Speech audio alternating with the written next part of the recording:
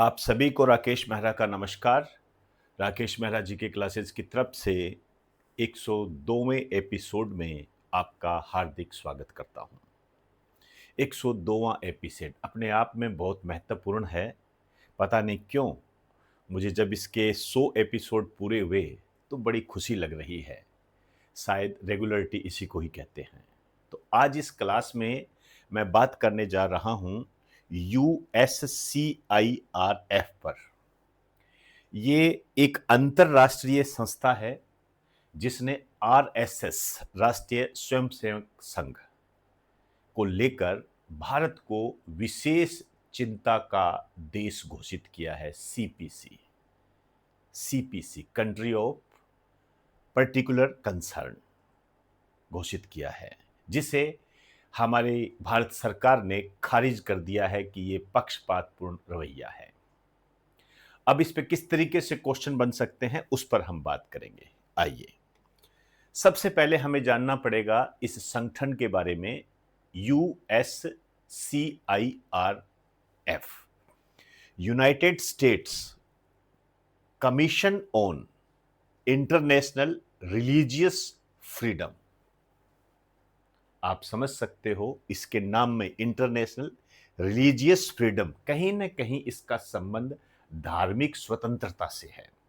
तो इसका मुख्य उद्देश्य यही है कि ये जांच करना और उसके बारे में बताना कि किसी देश में धार्मिक स्वतंत्रता कितनी है। तो भारत के हालात आप देख सकते हो, भारत में किस तरीके से धर्म के नाम पर मतभेद करवाकर किसी भी तरीके से सांप्रदायिक सद्भाव को बिगाड़कर कैसे वोट हासिल किए जाते हैं। आप देख रहे हो पिछले कई सालों में ये बहुत ही गंभीर स्थिति रूप ले चुकी है और उसी दिशा में इस संस्था ने भारत को इस श्रेणी में शामिल किया है। तो आप समझ सकते हो कि ऐसा नहीं है कि दुनिया की नज़र हम पर नहीं है, बिल्कुल है। अब भारत सरकार इसे अस्वीकार कर दे या पक्षपातपूर्ण इसको कह दे, ये एक अलग बात है, लेकिन ये आपके विवेक पर निर्भर करता है कि वर्तमान में धर्म के संबंध में देश की स्थिति क्या है। ये आप खुद समझ सकते हो, आप खुद एनालाइज करें। मेरी बातों पे मत जाइए, ना इस संस्था पर जाइए, खुद सोचिए क्या ये सही कह रहा है, क्या ये गलत कह रहा है। क्योंकि कोई भी संस्था होगी, हो सकता है उसमें कुछ कमियां भी हो जाए, लेकिन हम जिस तरीके से भारत में ये माहौल देख रहे हैं उस हिसाब से यदि मैं मेरे एनालाइज को लेकर चलूं तो ये संस्था ने सही कहा है। भारत सरकार रिपोर्ट खारिज करती है, पक्षपातपूर्ण रवैया बताती है, ये एक अलग बात है, ये एक अलग बात है। लेकिन हर व्यक्ति की सोच का अपना एक आधार होता है। उनका कहना अपनी जगह सही है क्योंकि वो उसी रूप में इसको लेके चलते हैं, और हम जो देखते हैं फिर हम उस आधार पर उसका आकलन करते हैं। तो मैं आप पर छोड़ता हूं कि आप इसे किस रूप में लेते हो। आपके एग्जाम की दृष्टि से ये संस्था बहुत इंपॉर्टेंट हो गई है, United state commissions on international religious freedom, ये इसका लोगो है। सबसे पहले मैं इसके मुख्य कार्य की तरफ लेकर आऊंगा जो कि आपको इस रिलीजियस फ्रीडम के बारे में बताएगा। इसका मुख्य कार्य अंतरराष्ट्रीय स्तर पर धार्मिक स्वतंत्रता के उल्लंघनों की निगरानी करना। अभी मैंने क्या कहा, इसको आसान भाषा में कहो तो आप कह सकते हो कि दुनिया के किसी देश में धार्मिक स्वतंत्रता कितनी है, इस संबंध में यह बात करता है, तथा अमेरिकी राष्ट्रपति, विदेश मंत्री और कांग्रेस को नीतिगत सिफारिशें देना। अमेरिका क्या है ये, इस कारण से अमेरिकी राष्ट्रपति, विदेश मंत्री और कांग्रेस, यहां पर जो कांग्रेस है वो हमारी वाली पार्टी नहीं है, अमेरिका की संसद को कांग्रेस कहा जाता है, ये वो कांग्रेस है, उसको सिफारिश करती है ये। तो ये रिपोर्ट हमारे सामने आई है। अब इस पे आपको ध्यान रखना है कि ये जो संस्था है इसकी स्थापना कब हुई थी। इसकी स्थापना हुई थी 28 अक्टूबर 1998 को, आज से 27 साल पहले लगभग। और इसका जो हेड ऑफिस है ये है वाशिंगटन डीसी। आपको ये ध्यान रखना है कि ये जो वाशिंगटन डीसी है ये पोटोमेक नदी के किनारे है, पोटोमेक नदी के किनारे है ये। और अमेरिका की राजधानी है ये तो आप अच्छे तरीके से खैर जानते ही हो। अमेरिका की राजधानी है। दुनिया के दो बड़े संगठन हैं जिसे आप वर्ल्ड बैंक और आईएमएफ के रूप में जानते हो, जो कि अन्य देशों को लोन देते हैं, उनका हेड ऑफिस भी यही है। वर्ल्ड बैंक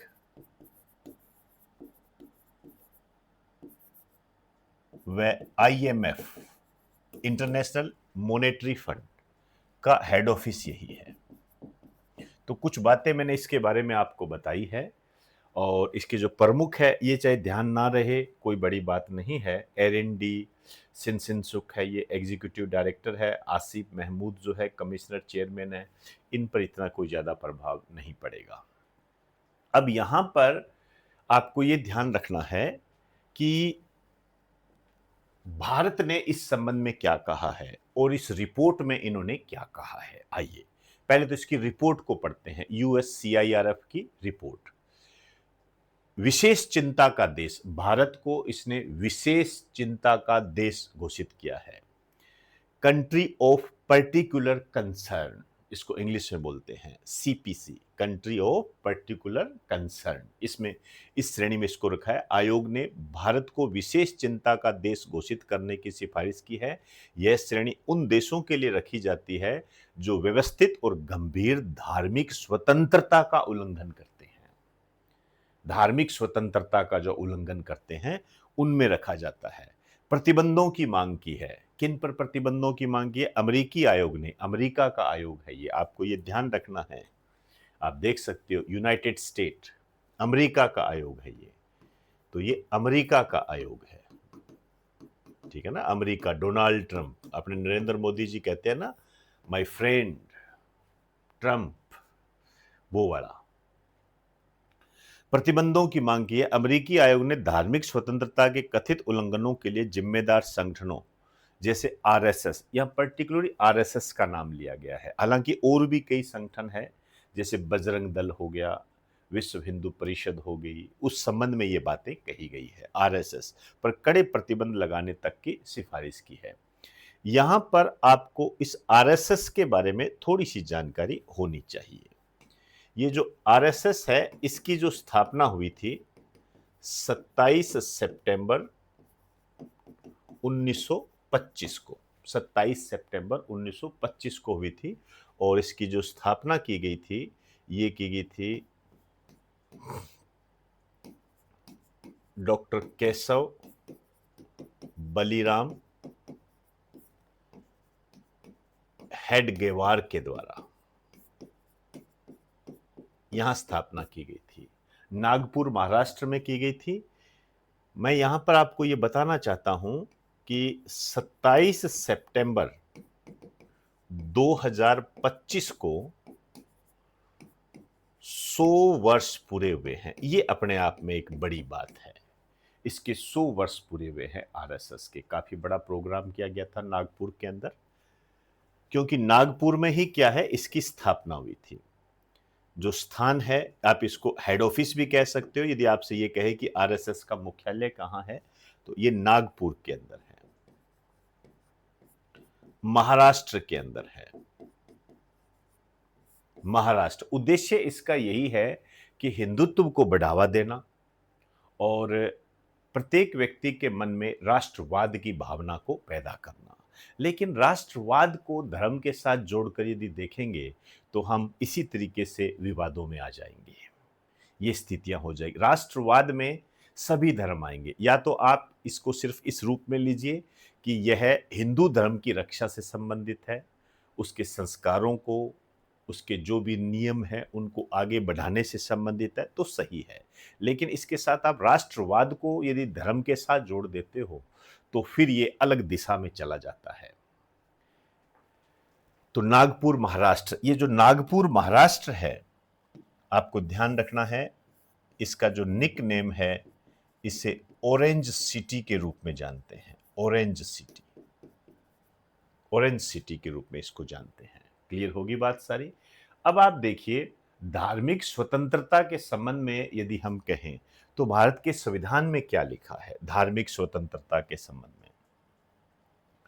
आइए, यहां पर आपको हल्का सा इंडियन कॉन्स्टिट्यूशन देखना पड़ेगा।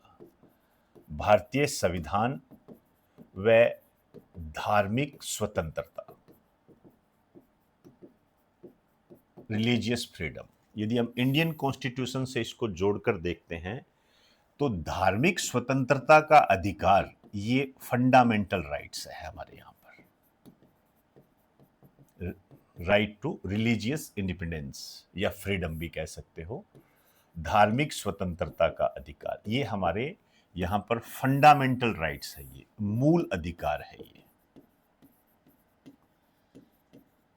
फंडामेंटल राइट्स है ये। और जब हम फंडामेंटल राइट्स की बात करते हैं तो भाग 3 में, भारतीय संविधान में कुल 22 भाग है, हालांकि गणना की दृष्टि से देखोगे तो 25 भाग हो जाएंगे। उन 22 भागों में से भाग 3 के अंदर फंडामेंटल राइट्स दिए गए हैं। फंडामेंटल राइट्स से संबंधित हमने जो विचार लिए हैं वो अमेरिका से लिए हैं, यूएसए से लिए हैं। इसके अलावा आर्टिकल 12 से लेकर आर्टिकल 35 तक, 12 से 35 तक फंडामेंटल राइट्स है। इसमें हमारे यदि राइट्स की बात करें तो कुल हमारे 6 मूल अधिकार है, 6 फंडामेंटल राइट्स है, जिसमें से आर्टिकल 14 से 18 के बीच में यदि बात करोगे, देखिए 12 में तो राज्य की परिभाषा है, 13 में न्यायिक पुनरावलोकन जैसी बात कही गई है। पहला जो फंडामेंटल राइट्स है वो है समानता का अधिकार, राइट टू इक्वलिटी, ये 14 से 18 के बीच में है। और दूसरा फंडामेंटल राइट्स है स्वतंत्रता का अधिकार, राइट टू फ्रीडम, ये आर्टिकल 19 से 22 तक है। और तीसरा है शोषण के विरुद्ध अधिकार, राइट टू अगेंस्ट एक्सप्लॉयटेशन, ये आर्टिकल 23 और आर्टिकल 24 के अंदर है। चौथा जो फंडामेंटल राइट्स है ये है धार्मिक स्वतंत्रता का अधिकार, राइट टू रिलीजियस फ्रीडम, ये है आपके लिए। और आपको मैं बता दूं, ये जो है आर्टिकल 25 से आर्टिकल 28 तक है, ये आर्टिकल 25 से आर्टिकल 28 से है। आर्टिकल 29 से 30 तक फिर आपका 5वां मूल अधिकार आ जाता है, वो अल्पसंख्यकों से संबंधित है, शिक्षा व संस्कृति का अधिकार बोलते हैं उसको, लेकिन वो माइनॉरिटीज से रिलेटेड होता है। छठा जो फंडामेंटल राइट्स है वो फिर आर्टिकल 31 से लेकर आपके 35 तक जाता है। हालांकि जो 31 है इसमें संपत्ति का अधिकार था, जिसे बाद में कानूनी अधिकार बना दिया गया, तो इसको फिर 32 से लेकर चलते हैं, 32 से 35 तक लेके चलते हैं हम इसको। ये हमारे लास्ट वाला होता है जो हमारे सारे मूल अधिकारों की रक्षा करता है। इसी कारण से डॉक्टर भीमराव अंबेडकर ने आर्टिकल 32 को संविधान की हृदय और आत्मा कहा है। तो ये कुछ बातें मैंने आपको बताई, आपके एग्जाम की दृष्टि से बहुत महत्वपूर्ण है, आप इन्हें लिख भी सकते हो। हाँ, मैं बता देता हूँ, तो छठा मूल अधिकार है वो है संवैधानिक उपचारों का अधिकार, उसको संवैधानिक उपचारों का अधिकार बोलते हैं। खैर, ये ऑनलाइन ऑफलाइन में आपको करवाया जाता है।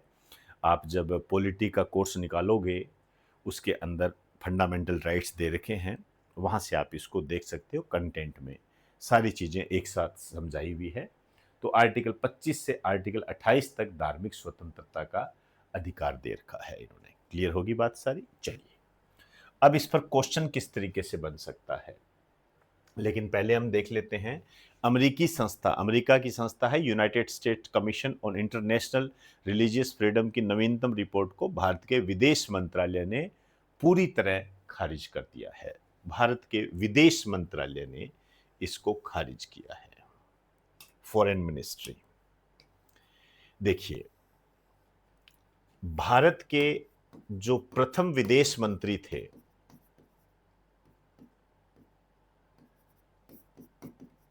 ये थे बलदेव सिंह। कई बार पूछ लिया जाता है, बलदेव सिंह, नहीं माफी चाहूंगा मैं,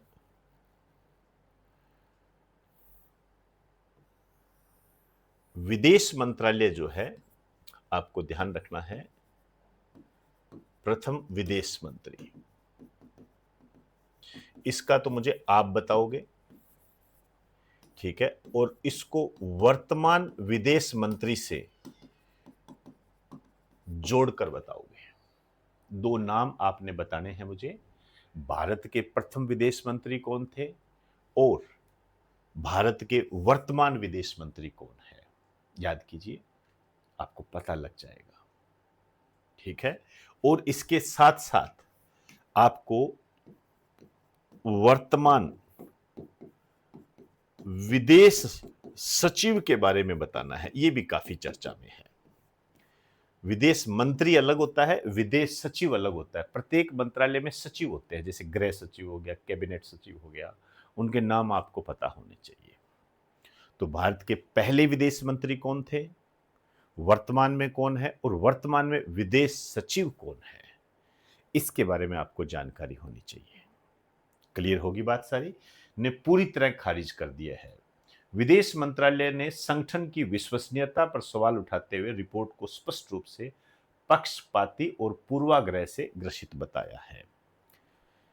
ये अब आपकी समझ पर है, आप इसको कितना गलत कहते हो, कितना सही कहते हो, ये आप देख सकते हो। अब यहां जो क्वेश्चन बनेगा वो ये है, हाल ही में चर्चा में रहे संयुक्त राष्ट्र राज्य अंतर्राष्ट्रीय धार्मिक स्वतंत्रता आयोग USCIRF का मुख्यालय कहां स्थित है। A New York, B Washington DC, C Geneva, D Paris. तो आंसर क्या हो जाएगा, वाशिंगटन डीसी। आप समझते हो। न्यूयॉर्क आप जानते हो, इसको बिग एप्पल के नाम से जानते हैं, बिग एप्पल, और ये हडसन नदी के किनारे है, लॉन्ग द्वीप पर है। कई बार आपको इसके बारे में जानकारी दी जाती है। जिनेवा जो है ये स्विट्जरलैंड का एक शहर है, ध्यान रखना, स्विट्जरलैंड का एक शहर है। राजधानी मत कर देना, स्विट्जरलैंड की राजधानी तो बर्न है। यूएनओ के लगभग सभी मुख्यालय यहां पर है। पेरिस को फैशन की नगरी के नाम से जानते हैं। ये रिवीजन करा रहा हूं आपका, यूपी कांस्टेबल में आया हुआ है। यह किस नदी के किनारे है, तो सीन नदी के किनारे है। तो ये कुछ बातें मैंने आपको इसमें वैल्यू एडेड के तौर पर बताई है। जो अंतर्राष्ट्रीय संस्था है, अमेरिका की जो संस्था है, ये आपके एग्जाम की दृष्टि से इंपॉर्टेंट बन जाती है। तो आज की क्लास में हम इतनी बात करेंगे। नमस्कार आप सभी को।